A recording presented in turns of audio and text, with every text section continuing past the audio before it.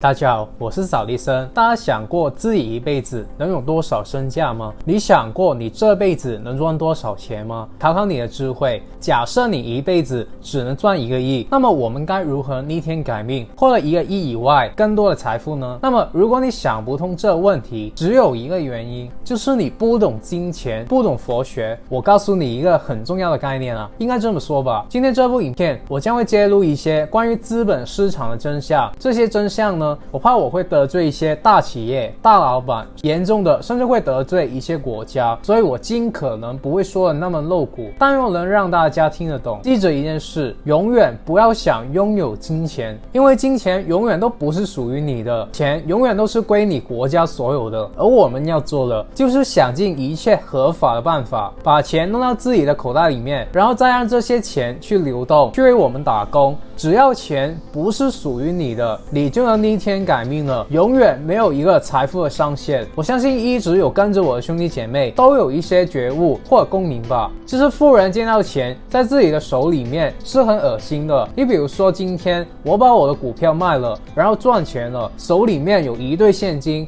那么我们就会很痛苦，知道吗？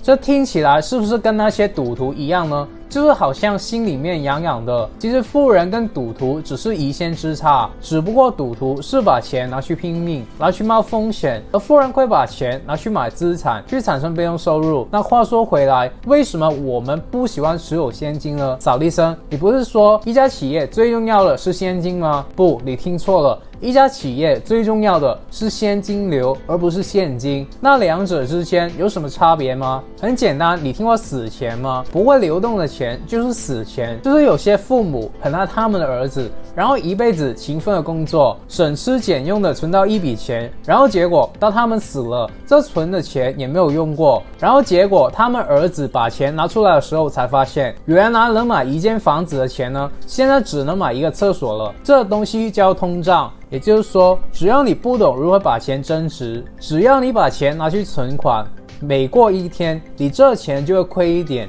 有这么夸张吗？很简单，你现在去把你的钱包拿出来，然后看看上面的钞票写的是谁的名字，是不是你的名字？不是啊，上面写的是你国家的名字啊。那么能决定它价值的是你还是你的国家呢？我告诉你，不是你，也不是你的国家。而我今天也不是讲这些这么肤浅关于通胀的经济学理论，我要的是去揭秘这背后的真相。还有我亲自去请教过一个在投行的老大，之前也提过，就是所谓的金融巨鳄。我从他身上得知了一些关于富人是怎么把死钱变成生钱的方法，以及这个世界是怎么剪羊毛割韭菜的。我也说过了，这部影片我不知道会得罪些什么人，所以我建议大家点赞，因为有机会的话还能在播放列表里面找回这部影片。而我还是要强调一下，这个频道是专门培养老板、企业家、有钱人的。如果你不想错过以上的资讯，你可以考虑订阅我的频道，然后打开小铃铛。那么一开始我就直接给大家一些干货指引吧。我上2期的影片不是做了一部关于买房的影片吗？我不是告诉大家要学会借贷来编出更多的房子吗？然后有的人就说，万一跌了怎么办？万一房贷还不上怎么办？我给大家讲个故事吧，虽然很俗，但应该帮到某些人突破他们的思想。有一个银行家，他的儿子就问他，爸爸，这个银行也不是你的，为什么你一个打工的可以赚这么多的钱呢？这银行家就让他的儿子从冰箱里面拿块肉出来，然后这儿子就很乖的照着办。当这儿子拿出来了以后呢，这银行家又叫他放回去，那这儿子就很不耐烦的放回去了，然后就说，爸，你耍我的吧，是不是我的问题得罪你了啊？那个银行家就笑着说，不是，我只是把答案告诉你而已。那个儿子就很生气的说，你只是使唤我而已啊，你看看你现在手上有什么？有啊。那个儿子顿悟了。我不知道大家有没有顿悟啊？为什么我们富人一定要借钱呢？我们就是要透过借钱来赚到那点油啊，你懂我的意思吗？只要现金不断在我们手上流过，我们就不断会有油啊。这里的意思不是教大家贪污啊什么的，不要理解错，而是要告诉大家，我们要的是钱使用的权利，而不是拥有这钱啊。大家知道什么 LOL 啊、传说对决啊、王者荣耀啊，这些是什么公司吗？如果你的答案是游戏公司，那么我就想问你，这些公司是靠游戏赚钱的吗？你玩这些游戏需要钱吗？不需要啊，免费下载的，对吧？那这些公司究竟是怎么赚钱的？如果我告诉你这些公司是金融公司，你相信吗？你先搞清楚一个问题啊，一个企业可不可以制造钱呢？从法律上是不可以的，对吧？好，那我问你，钱究竟是什么？经济学的第一堂课就说了，钱的作用是交易的中介，就是我拿一个贝壳换你一桶牛，那这个贝壳就是钱。还有就是衡量价值的尺度，就是你这个牛值1个贝壳，那头猪值10个贝壳，对吧？好，那大家记着，只要满足这2个条件就可以当货币了，对吧？很重要啊，大家去想想，我们自己的公司呢，每一个企业能不能造钱？我们会发现，即使在现实的世界里面啊，我们会不会去拿现金去换成一种东西呢？这种东西就是网络游戏里面的货币啊。在网络游戏里面，你可以拿来买皮肤，可以抽奖，对吧？而在网络游戏里面呢，我们获得货币的方式有2种，一是拿现实的现金来获取，二是每天登录在线。时间越长，每天都登录，那他就会送你货币。那我就想问你，这种货币反过来能不能买现实生活中的一些东西呢？简单点吧，就是这些货币能不能换回来现金呢？我们有没有一种途径把钱和点数进行互换呢？有啊，那你就发现网络中的货币跟现实中的货币是能够互换的。那网络中的这些货币不仅是能够互换，它能不能买东西呢？大家想想，其实你们经常用的银行卡啊、信用卡啊，会不会经常送你一些积分啊？其实送你的积分实际上是不是就是钱呢？积分到年底可不可以买东西呢？那么如果积分够多，能不能换房子呢？法律上是肯定可以的。那么下面的问题就出现了，大家能够想到，如果你自己的公司能够制造出自己公司的一种货币，它存在的形式并不重要，但只要它在一个人群里面，大家都相信能够作为交换的依据，还有这个定价的标准，那么这个东西是不是就是货币呢？这东西已经出来了，聪明的人已经知道了，这个东西叫比特币啊。比特币这个东西为什么能够做起来，跟互联网生意为什么起来是一样道理的啊，就是看你的粉丝够不够多，相信你的人够不够多，粉丝够多就自己造货币了嘛。在这个时代做一个老板，说真的，如果你连5000个粉丝都没有，那你怎么做公司？这个年代我们不要再把顾客当作顾客了，而是粉丝。你去看苹果、小米、Tesla、LV， 把这些牌子的人不叫顾客，叫什么米粉啊、果粉啊，对不对？而这是不是说与你无关呢？我特意制作了一个免费的培训，你一定要报名参加，这是一个机会去了解一下这个未来行业的发展趋势。我会在里面告诉大家可以做什么，然后怎么跟随这个趋势去创业，去打造一个24小时自动化赚钱的机器。我敢保证，我暂时也想不到有什么项目比这更适合各位去做了。如果有，你也可以告诉我，这是一个大家转型的机会。我建议各位可以从零开始副业去做，然后变成主业，然后建立团队，再成为一个完整的企业。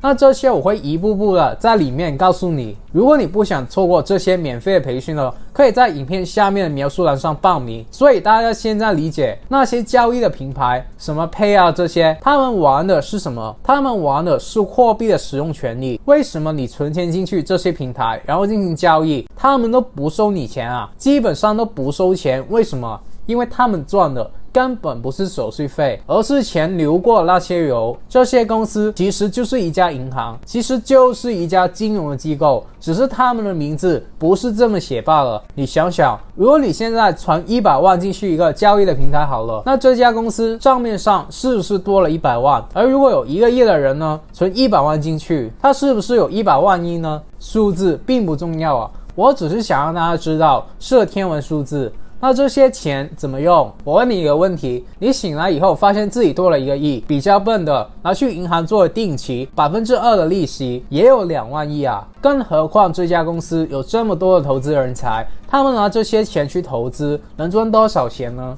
同理，这也是为什么我说所有的富人都会想尽办法把钱交手里，然后投资出去，因为我们赚的是现金流，我们玩的是杠杆，是金融。大家听懂了吗？当你是一个个体，你不是一个金融机构的时候，你也要想办法把你的钱救活，而不是放在银行里面当死钱。记着，你辛辛苦苦打工存在银行的钱呢，你不用也是被我们借走拿去生钱而已。而如果你耐心听到最后呢，你会发现我们怎么利用金融手段来玩现金流这游戏。但现在有一本书我推荐大家一定要去看的，就是我的偶像 Robert Kiyosaki， 也就是富爸爸他写的另外一本书叫做 Fake。 其实我之前也提到过了，但是里面提到一段历史呢，我现在一定要跟大家分享。这段历史是关于美国的，因为竟然此时此刻还是有很多的人不知道这段历史，或者说他们知道，但不知道这段历史对于我们有什么影响，以及不知道如何改变。那这就导致了我非常的纳闷，大家想要变强，那我们研究的对象是不是这世界的强者？这世界的强者之一是什么国家？毋庸置疑是美国。他们为什么这么厉害？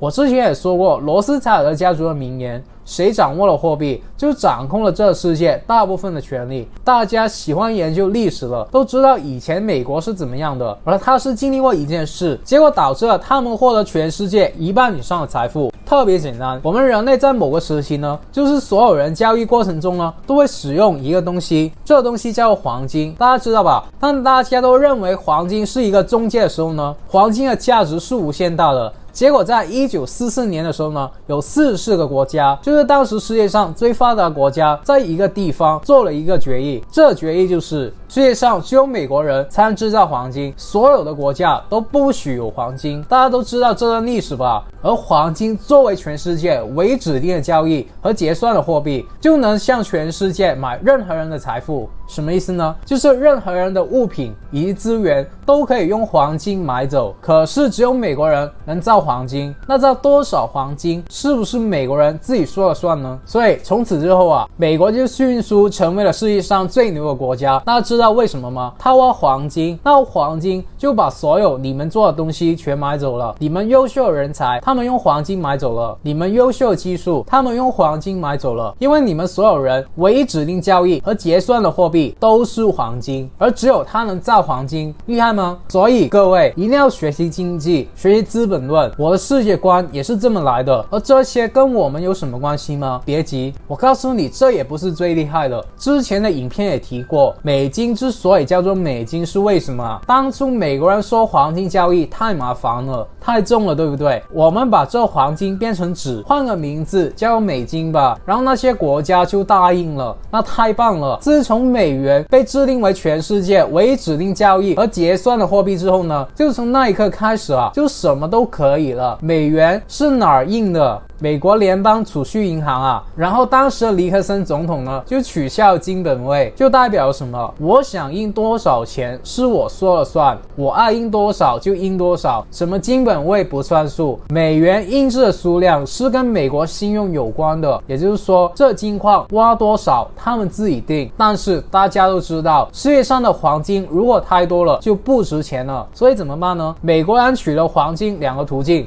一，自己挖；二，把你们手里的黄金都借给我用吧。如果不把你们手里的黄金借给我用，我就让我的金矿挖更多的黄金，让你们手里的黄金贬值。所以现在的美国啊，大家有所不知，你们可以上网搜一下，已经欠了全世界几十万亿美元了，而且是每一秒都在增加的。所以上次我说借钱买房，那些人问我，如果房价跌了怎么办？房贷还不上了怎么办？资不抵债怎么办？那我只想问你，你手里的钱在贬值怎么办？美国还不上钱怎么办？你要手持现金还是手持房产、黄金这些资产呢？对吧？其实美国负债累累这些已经不是什么新闻了，关键是为什么它不需要像企业一样清盘和解散呢？因为它有这个权利啊。那现在不是很喜欢讲什么元宇宙，对吧？我们将来可能会进入到一个虚拟的世界，那这个我也非常相信会做到的。以前有网络游戏之前呢，大家是不是也没有想过，我们竟然可以用意识打架呢？我们竟然可以坐在家里的电脑面前联网，然后在里面组队打怪。那其实这种技术大家当时也是觉得不可能，是不是？但现在也能做到了。我们现在只要用手机都能进行意识的交流了。那将来你说搞个虚拟的世界，这点子实不相瞒，我小时候都有幻想过。我忘了看了什么卡通片，让我幻想着我们现实世界虽然没有皮卡丘，没有超梦，但如果我们在一个虚拟的世界，我们是不是就可以神奇宝贝大乱斗了？那这个我就扯远了。我想说的是，网络游戏有网络游戏的货币，那将来虚拟世界用的是什么货币呢？是不是还是美元呢？如果不是美元，那么美国会变成什么样呢？那这些大家可以留言告诉我你的答案。但无论你的答案如何，我们都知道一点，就是现金肯定是越来越多的，那么也代表会越来越不值钱。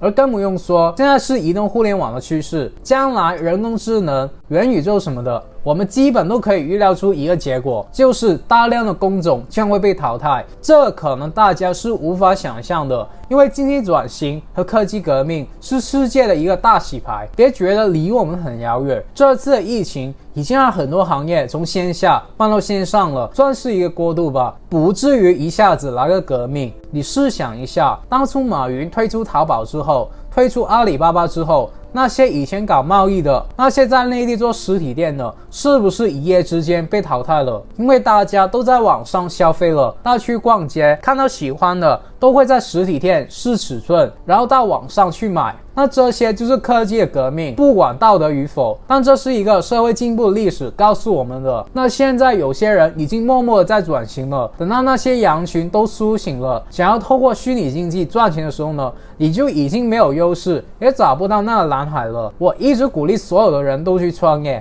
但也不会奢望每个人都敢踏出改变命运的这一步。我自己也是白手起家创业的，了解我的也知道我的水平了。我向各位推荐的，我能分享给各位的，甚至我能教大家的，都是我本人亲自实践过的，所以不存在什么侥幸、什么理想主义，这些东西都是我本人踏踏实实的当初摸着石头过河悟出来的。详细的，如果你真的有心想跟着我去学习零成本创业，你一定要走进我们创业商学院，我会永久性的手把手的教你如何在互联网创业，直接告诉你做什么、怎么做，以及我多年以来对商业模式的理解、网络营销，还有当老板的一切心法跟商业机密，用最简单的话来告诉大家，让大家在最短的时间内呢找到创业的方向。因为我相信啊，创业跟物理是一样的，都是一门科学，都是需要学习的，是可以复制的。只要我们有一个系统，有一个框架，然后大家再把这个框架应用到自己的处境当中呢就可以了。而如果你现在在影片下面的描述栏上找到连接加入，我还会送你财富自由品书会的会籍，我会在里面不定期的举办一些与赚钱有关的课程，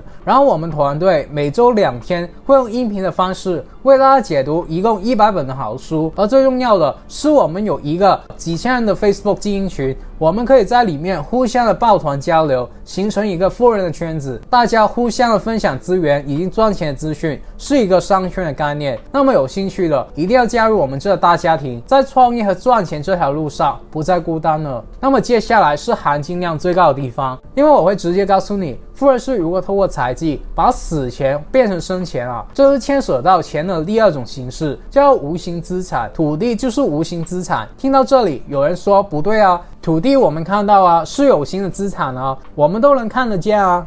我告诉你们一个秘密，土地在你们财务报表上面应该要记作无形资产的。为什么呢？我想这里有少数跟我很久的兄弟姐妹都知道答案了，因为你买的那块土地是一个土地的使用权，权是什么？无形资产。听明白了吗？你买的那块土地，那间房子不是属于你的，是属于国家的。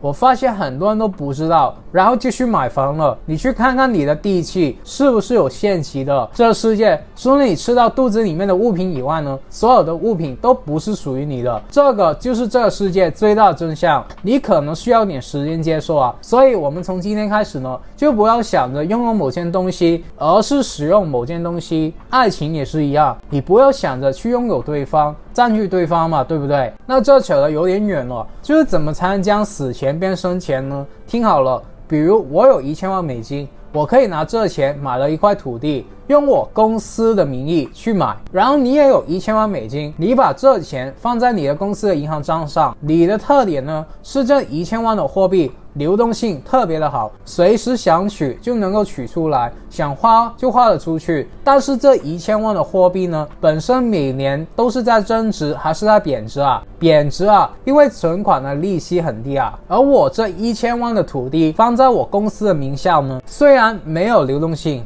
我想花钱的时候呢，取不出来也拿不出去。但每一年这块土地如果增值了，要不要做一个东西叫评估？如果1000万的土地，第一年评估1000万，第二年评估2000万，第三年评估4000万。它评估增值的部分在公司的账上记作什么？法律规定记作利润，听明白了吗？那3年以后呢，我的公司就上市了。为什么可以上市？因为我公司每年100%的增长啊。为什么100%的增长？因为土地每年100%的增值啊。而你呢？你拿1000万做货币放在公司里面，它就是1000万的货币，它是死钱啊。那有人就问我，扫地僧为什么啊？不去算我们公司有多少钱吗？不算的。资本市场上就看一个东西叫做财务报表。对啊，钱变成一个资产，价值就完全不一样了。那这些还不是最狠的。我为什么叫大家开公司，叫大家创业，叫大家当老板呢？是有原因的。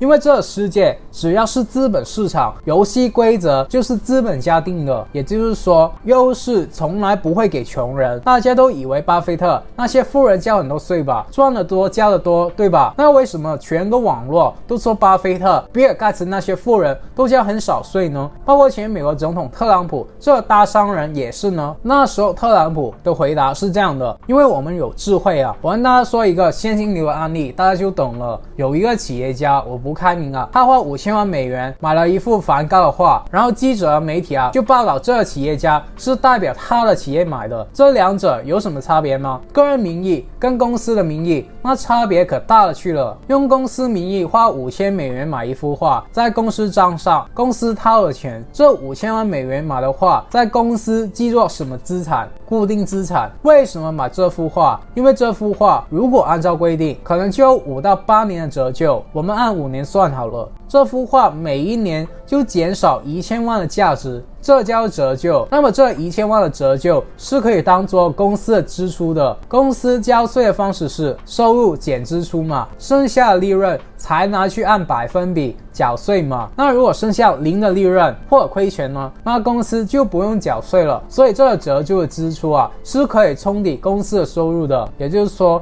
如果这家公司每年就1000万收入，然后有这1000万的折旧，它的利润就是0啊，它不用缴税啊。大家听明白了吗？这种东西是公司合法避税一个特别简单的方式。那这家公司每年都可以少交1000万美金的所得税啊，那么是不是相当于每年都赚了1000万美金呢？就是你本来要给出去的，现在你不用给了，那是不是就算收益呢？不仅如此啊，5年之后呢，这幅画摊完了，折旧剩0的价值了，公司账面上的残值呢还剩0啊。然后这个企业家就可以花1块钱把这幅画以个人的名义买走了，变成自己的。然后他这家公司的账面上只亏多了1块钱的利润。大家懂我意思了吗？所以我们一定要学会开一家公司来保障自己的权益，然后通过这些财技让现金流动起来啊。所以我问大家，这幅画值多少？有人说这幅画值5000万美元，错了，你的概念不是真正钱的概念。钱在每一个老板眼里的概念呢，和我们日常生活中放在兜里的概念是不一样的。在我们老板眼中呢，是什么决定钱的价值啊？是会计法、财务制度还有法规。那我不是狂妄啊，只是说这些东西网上很少能够说出来，你去大学读金融、读会计也学不到，因为这些都是我那个投行老大实践过的经验分享，以及我本人对这个世界的理解。所以我认为每个人出来讲资本、讲金融，最基本的先搞清楚什么是钱，了解钱特别的重要。钱在不同的状态、不同的样态表现出来的形式是完全不一样的。那么钱还能变成什么呢？还能变成一个东西，叫做金融资产。这个是决定你能不能成为亿万富翁很关键的一点，因为公司要不要上市基本都是这么干的。大家知道金融资产里面我我们最常见的东西叫什么？股权啊！我先问问大家，股权那个东西有价值吗？钱从1000万变成1000万的股权，会发生什么样的差别吗？我问问大家一点啊，假设我们每个人都有1000万的美金，我想问你，特朗普的1000万跟我们的1000万有什么差别吗？大家1000万的购买作用是不是基本都是一致的？对的，是一致的。但是股权呢？你的公司经过一大轮的评估，什么成本法啊、现金流啊、折现法啊等等，用各种方法去评估你的公司，评估1000万的股权，价值1000万的资产，每股的净资产是1块钱，懂了吗？听不懂没关系啊，我想让大家思考的是，我们这家公司股权的价值是不是就一定是1000万呢？虽然1000万的净资产在你这个老板的名下，1000万货币价值就是1000万的资产，但如果就是假设啊，把公司换到特朗普这个老板名下呢，那你信不信他公司就值1000个亿啊？每一股就是1000块美金啊，相信吧？他跟别人融资，所有的人呢是不是趋之若鹜啊？想让谁来就谁来啊？对啊。股权在谁的名下很重要，我们公司很多的业务都是围绕着钱来运行的。比如说一个很大的业务，你在当地注册一个您的公司，纽约这么发达，你注册一个你自己的公司，你花1000万。但假设你要找到后面那个 Tesla 的马总呢，他会给你上门件事，什么事呢？我建议你千万别搁自己的名下，然后我把1000万中的800万由我给你找一家公司，这个业务叫代持。代替持有股权，听过这个词语吗？然后你就会很惊讶，为什么找你啊？不，马总说我1年收你3%到5%的费用，也就是1年你要给多少？给我30万到40万的美金啊，然后还要800万的资金怎么样？我找个机构帮你代持啊。为什么这个老板干这些事呢？本来是我的公司，结果现在我就空100到200万，剩下的都交给马总，找个公司代持，然后我还要每年给他30万到40万，凭什么啊？原因很简单，帮你代持的那家公司呢，如果叫 Apple， 你的公司股权构架就变成了 Apple 80%，你10%。但是大家知道 Apple 实际上管不管这家公司啊？不管啊。但为什么你这么做呢？你知不知道，如果是 Apple 在纽约这么繁华的地方，你们知道会有多少优惠的待遇吗？你让别人在你的公司入股，别人会不会像神一样求着你，想在你的公司入股啊？对啊，他在你公司入股，他反身就会跟别人说，我跟 Apple 合作了，听懂了吗？所以千万别以为钱的价值是一致的，但钱换成股权的价值就不一致了。那这些案例都是假设的啊，所以大家今天看完我这部影片，什么都不懂也没有关系啊，但你要记着，钱只要放在你的口袋或者银行账户里面呢，就是死钱，你千万别想着去拥有钱，因为钱永远都不会属于你的。我们要的是钱的使用权利，钱只有花出去了才是你自己的，而我们花出去不是说拿去消费，当然你很有钱你也可以拿去消费，只是当我们什么都没有的时候呢，更应该把钱换成是另外一个形式，比如说是资产，有形资产、无形资产、金融资产，对不对？而更重要的是把钱换成知识，因为你的脑袋才是你最大的资产。所以最后呼吁，如果想要从零开始跟着我们学习创业的，一定要走进我们创业商学院。而如果你已经是当老板的人了，如果你是做线下实体生意的，更应该加入我们，把生意搬到线上。希望各位今天看完这部影片，起码要把你们的死钱给救活。好了，有什么问题可以给我留言，只要你们能在我今天说的内容里面找到1-2句话是有用的，能够帮助自己的人生过得好一些呢，我就心满意足了。那么如果你不想错过任何关于成为富人、企业家、投资家、达到财富自由的免费信息呢，我还是呼吁你订阅我的频道，然后打开小铃铛，然后无私的把影片分享出去。我真心的祝福为这部影片点赞的兄弟姐妹们早日达到财富自由。好了，我们下个礼拜不见不散，拜。